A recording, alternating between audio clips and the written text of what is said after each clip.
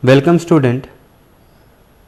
In this video we are going to discuss our chapter GIS database management, vector data analysis. In the previous video we have studied data analysis and raster data analysis. In this part we are going to study vector data analysis and spatial data generation in vector form. Vector data analysis.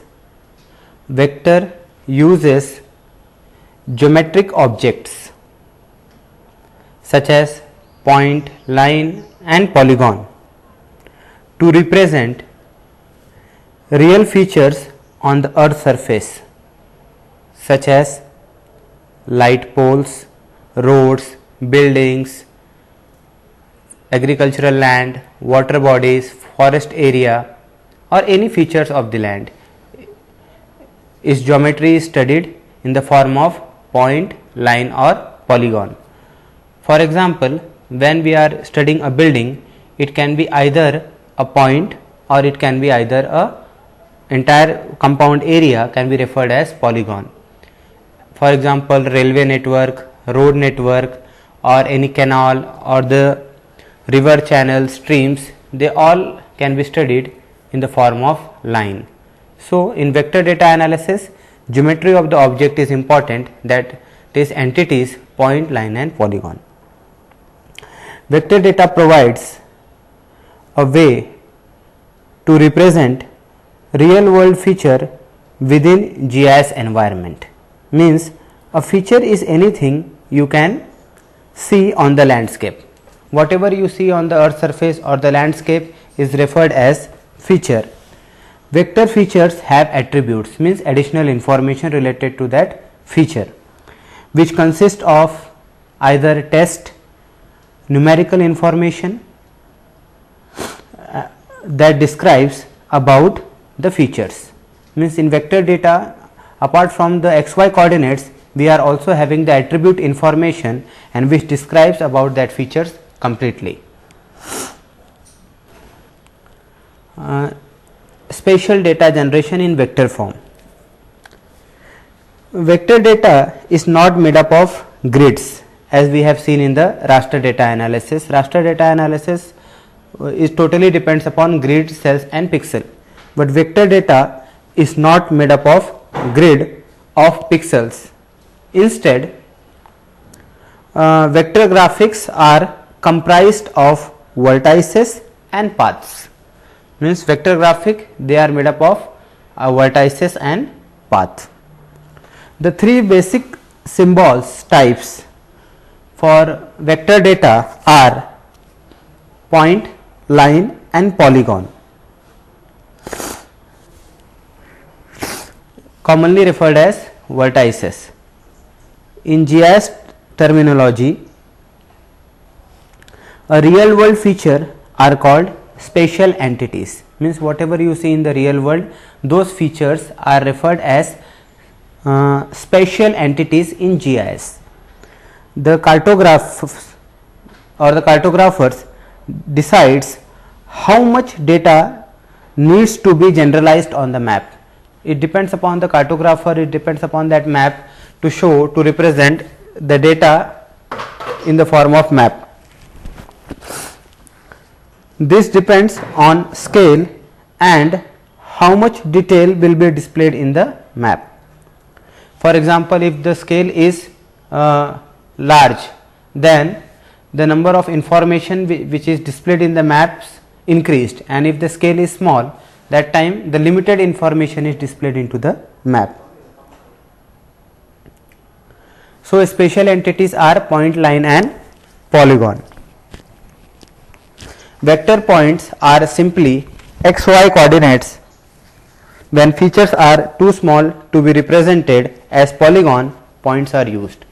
As I have told you before, for example, if you want to show your house, actually the shape of the house is in the form of polygon, but in a large map or you get, when the map scale is small, that time that portion shown on the map is very small, that time it will be represented in the form of point. For example, at a regional scale, city extent can be displayed as a polygon because this amount of details can be seen when zoomed in. For example, you are seeing the world map in digital form and you want to see a particular city, say Nasik, Mumbai or any city of the world. That time it will be represented in the form of point. But the same city, when we are seeing in the small map or the city map, that time it will be represented in the form of polygon.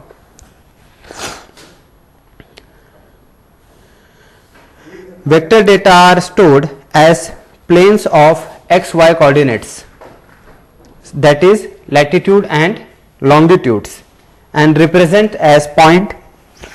Complementary information like street name or date of construction could accompany in the table for its current use. So, this was about the point feature which is represented in the form of xy coordinates.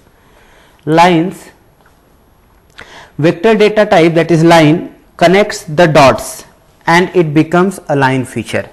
For example, while digitizing a road, you have to give the different points as the curve of the road is there. When we connect all the points together, it form a line. Vector lines connects verticals with path, and if we connect the dot in a particular order, we end up with a vector line feature. Line usually represents features that are linear in nature. Whatever feature which are linear in nature are represented in the form of line.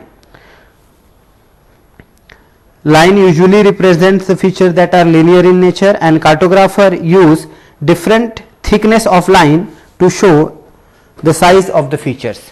For example, on your map, if there is a very thin line, if the feature is represented by very thin line, we can say that it is a small road, or it is a village road, or you can say it can be and if the feature is represented by a dark line, we can say it is a national highway or state highway. Means according to the hierarchy of the thickness, we can decide the type of the linear feature, as well as if there is lot of curves or water bodies around it, we can also identify the features based on that. Polygon, vector data type polygon connects the dot and encloses. In the case of line data, it connects the dot but it does not encloses, while in polygon the dots are connected and it encloses and it becomes a polygon feature. When a set of vertices are joined in a particular order and closed, they become a vector polygon feature. Polygon represents features that have two-dimensional area. For example, polygons are buildings, agricultural fields and discrete administrative areas, etc. Means whatever we have to show in the area wise, that is represented in the form of polygon. Now, the points can be a polygon or a polygon can be a points depending upon the scale of the map, and the line data are shown in the form of what you can say a linear information. So, student, today we have discussed vector data analysis and spatial data generation in vector form. The data which is generated in the vector form comprises of vertices and path. It consists of entities, that is point, line and polygon. The spatial entities are also having the attribute information, that is a non-spatial data. In points, the information is in the form of coordinates, that is xy coordinates or latitudes and longitude information. Line data, they are connected by the number of dots and they always represent a linear feature, and polygon, they are representing the features such as building, administrative offices, agricultural land, forest, water body, etc. So this was all about vector data analysis.